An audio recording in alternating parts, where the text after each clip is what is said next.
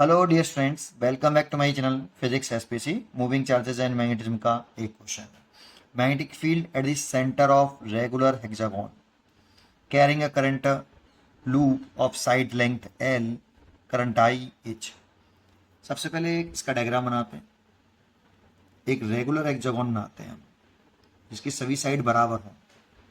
1 2 3 4 5 और ये 6। ठीक है, इसकी सब साइड बराबर है। यानी तो सेंटर पर जो एंगल बनता है 360 बनता है। इसमें 6 साइड हैं, तो 6 का 360 में डिवाइड करो तो 60 आएगा। वो 60 डिग्री ये वाला एंगल होता है, बाहर वाला। ये 60 होगा, ये वाला भी बाहर 60 होगा। सोचो अगर ये 60 है तो अंदर वाला 120 होगा, ये भी 120 होगा, ये भी 120, ये भी 120, ये भी 120। पहली बात। अब ये करंट कैरिंग लूप है आपका, ऐसे करंट फ्लो कर रहा है इसमें आई। रेगुलर हेक्सागोन बोलते हैं इसको। ठीक है, इसकी साइड हमें दे रखी है एल, ऐसे A B C D E F. Centre पर मैग्नेटिक पूछ रहा है, इसमें करंट फ्लो कर रही है आपकी आई। अब सेंटर पर मैग्नेटिक पूछ रहा है तो इसमें कितने स्टेट वायर हैं ये बताइए पहले। फाइनाइट स्टेट वायर कितने हैं? 6 हैं। तो एक फाइनाइट स्टेट वायर की वजह से सेंटर पर मैग्नेटिक निकाल लो, फिर सिमिलरली निकाल लेंगे। अब कैसे निकालें? तो finite state current carrying wire का फॉर्मूला हमें याद होना चाहिए। सबसे पहले फाइनाइट स्टेट वायर के लिए हमें फॉर्मूला याद होना चाहिए। देखते हैं फॉर्मूला कैसे याद होना चाहिए। कि अगर एक finite current carrying state wire है, ये फाइनाइट स्टेट करंट कैरिंग है, और इस वाले पॉइंट पर हमें मैग्नेटिक फील्ड निकालना है, तो फॉर्मूला होता है B equal to mu naught upon 4 pi. ये due to finite straight wire है। करंट लिखिए और इस पॉइंट से वायर पर परपेंडिकुलर ड्रॉ करिए। ये परपेंडिकुलर डिस्टेंस होती है, वायर पर परपेंडिकुलर ड्रॉ करना होता है, और ये डिस्टेंस जो है आर है। इंपॉर्टेंट सिंबल नहीं है, इंपॉर्टेंट आर नहीं है।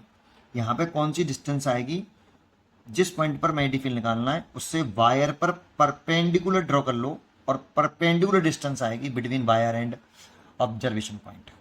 ठीक है, multiplied by sine theta 1 plus sine theta 2। अब थीटा 1 थीटा 2 का नाम भी याद होना चाहिए। थीटा 1 थीटा 2 इंपॉर्टेंट नहीं है, उनके नेम इंपॉर्टेंट है कि कौन सा एंगल लेते हैं। तो जिस पॉइंट पर मैग्नेटिक फील्ड निकालना है, जैसे इस पी पॉइंट पर मैग्नेटिक फील्ड कैलकुलेट करना है, तो पी पॉइंट को वायर के एक एंड से ज्वाइन करने वाली लाइन, और परपेंडिकुलर से डिस्टेंस मेजर करते हैं। इससे हमेशा इससे डिस्टेंस मेजर करेंगे, तो यहां से घुमा दो आप इस लाइन तक।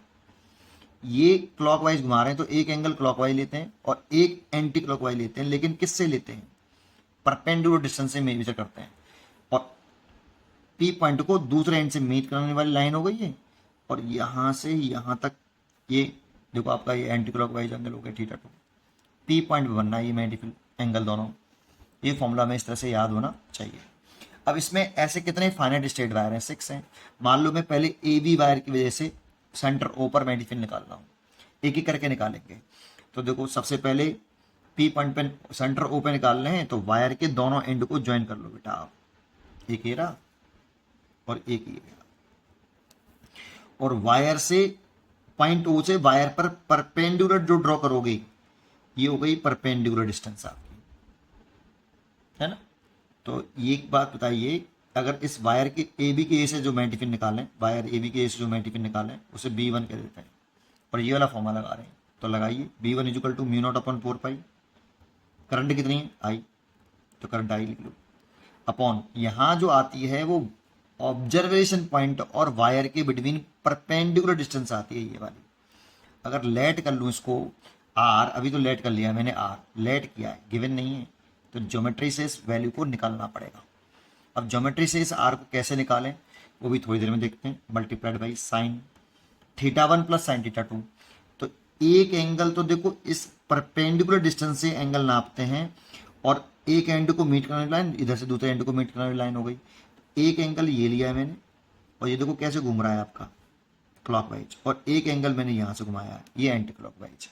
अब ये बताओ, पहले रेगुलर हेक्सागोन में ये पूरा एंगल कितना होता है? 120 डिग्री, और ये जो लाइन होती है जो सेंटर से पास होती है वो इस एंगल को बाइसेक्ट करती है, तो ये वाला एंगल हो जाएगा आपका 60 डिग्री, ये वाला ये 60 डिग्री हो जाएगा, ये वाला इतना, ऐसे इधर से ये 60 डिग्री हो जाएगा। तो ये आपका 60 डिग्री, ये 60 डिग्री हो गया, तो ये वाला भी 60 डिग्री होगा पूरा, ये पूरा 60 डिग्री आएगा ये वाला। लेकिन मेरे को चाहिए ये वाला और ये वाला एंगल, तो ये इसका बाइसेक्टर है बेटा, इसीलिए ये 30 और ये एंगल भी 30, तो यहाँ आ गया sin 30 प्लस sin 30। यहाँ तक समझ में आया। अब इसमें हमें जो परपेंडिकुलर डिस्टेंस कंसिडर करिए ना, उसको और निकाल लें।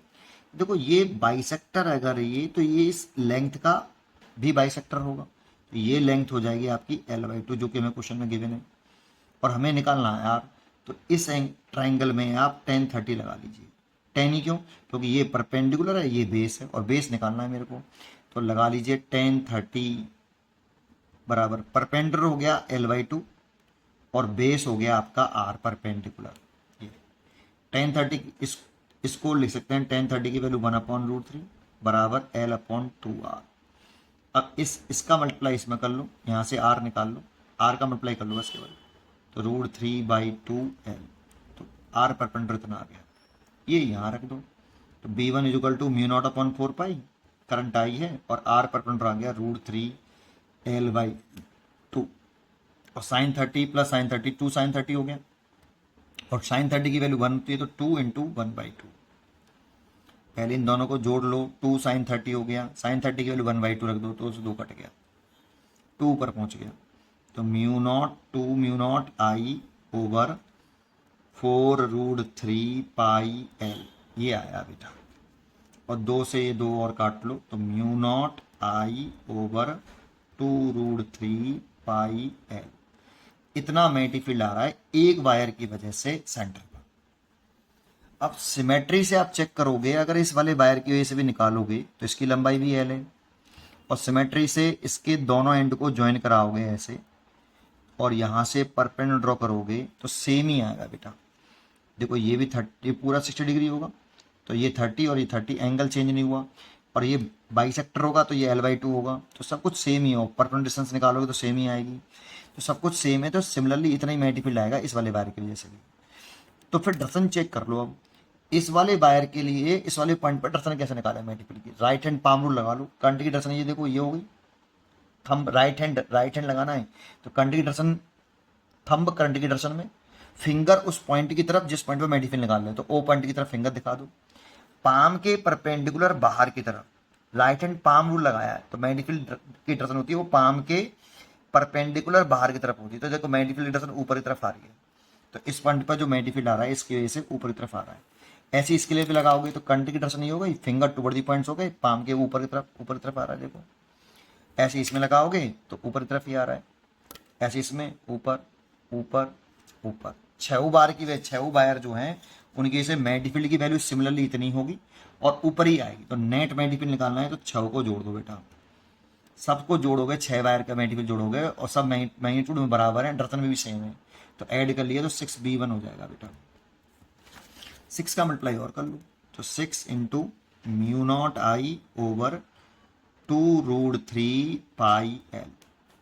अब देखो 2 से ये काट दिया 3 बार, और √3 और ये 3 है, तो √3 से ये कट जाएगा कितनी बार? √3 बार, तो √3 μ0I/πL ये आंसर आया। और डायरेक्शन आई ऊपर की तरफ, डायरेक्शन की तरफ आएगी ऊपर की तरफ, क्योंकि सबकी डायरेक्शन सेम है, तो ऊपर है vertically upward, plane of paper के परपेंडिकुलर, तो वर्टिकली अपवर्ड आ गई और प्लेन ऑफ पेपर के परपेंडिकुलर डायरेक्शन हो गई।